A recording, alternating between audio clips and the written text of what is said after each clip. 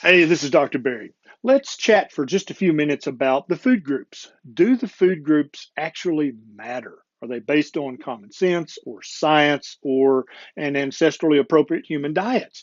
If you've been given crappy nutrition advice, dietary advice, or if you're completely confused about what human beings should eat or not eat, please consider clicking subscribe. Subscribe to this channel because that's one of the things I talk about a lot. Talk about other health topics, but nutrition is actually the foundation of all human health.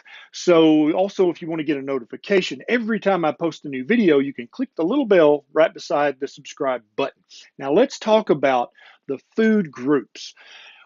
We were taught about the food groups our entire life from kindergarten, first grade on. And so it seems like that they are, written in stone, brought down from the mountain. They must actually mean something. There must be some science or something behind that. Where did they actually come from? You may have heard of the United States Department of Agriculture. That's a department in the federal government of the United States. And so they've been coming up with food guides since before 1900. They actually, the USDA was founded by our Abraham Lincoln, a previous president of ours, and through the decades has had numerous controversies as to whether they were a needed department or not. For years, they weren't even a voting member on the cabinet of the president.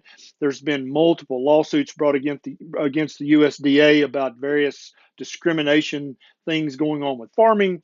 And then back in 2015, you may remember the secretary of the USDA wanted to resign because there was literally nothing for him to do. He would come into his office and just sit all day, and he felt guilty for getting paid like that.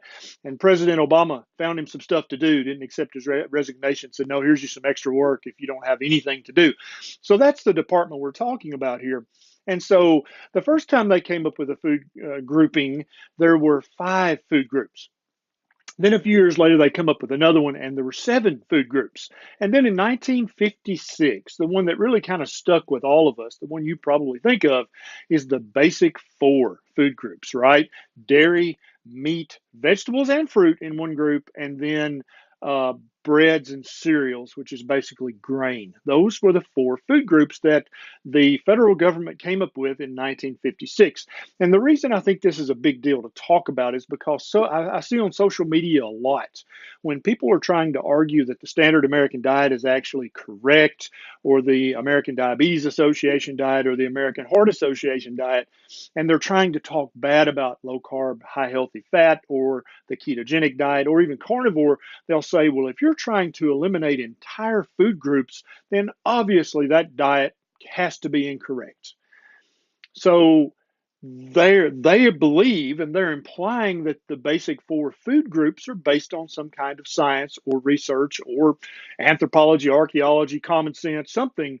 But in all reality, these food groupings are completely and totally arbitrary when it comes to your health and nutrition. Okay. Now, they may make some agricultural sense when it comes to farmers trying to sell their products, which I'm all for. I love farmers. I think farmers should do their job. But yeah, there's no science behind the 4 food groups. And so if you wanted to eliminate 2 food groups, there's no science to show that that's bad, wrong, stupid.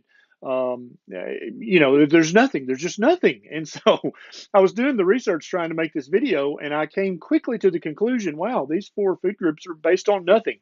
And so just to let you know where we're at today, after the basic 4 that came out in 1956, then we had next, a few years later, in 1980, the hassle-free food guide. You may or may not remember that, probably not. It had back to 5 food groups again. Then next we had the food wheel.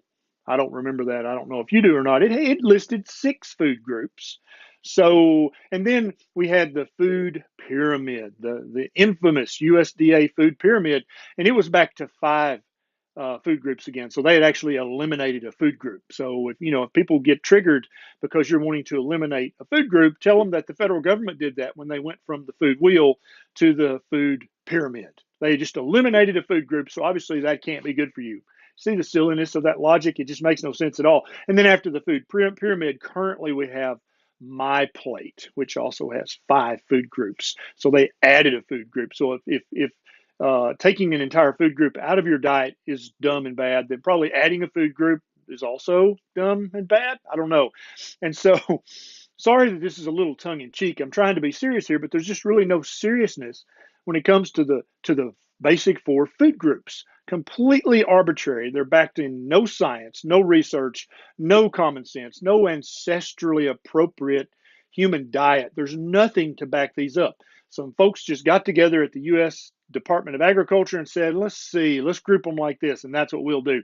And so there have been anywhere from 4 food groups to 7 food groups, depending on what year you ask the federal government how many food groups there are. And so if someone says to you when you're trying to eat a more ancestrally appropriate diet, well, you're eliminating an entire food group and that can't be healthy, you know immediately what they're saying is based on nothingness. They are not thinking, they're not studying, they're not researching. They're in no way an authority that you should listen to. You can laugh and pat them on the back and bless their heart because they truly don't know what they're talking about. Okay. So that's the scoop on the basic 4 food groups. Stop worrying about them. They're based on no science, no research, and no common sense whatsoever. Now, if you know someone who's been worried about, oh gosh, but you're eliminating an entire food group, please share this video with them and so we can help enlighten them as well. You can share this on your Facebook page, on your Twitter, on your Instagram. You can even send an email with a link, okay? Now, I'm always trying to make videos like this, and if you'd like to help me have just a little more time to make videos like this, you can click on my Patreon link. It's right down there. Sign up very quickly and throw a buck or two my way so that I have more time to make videos just like this.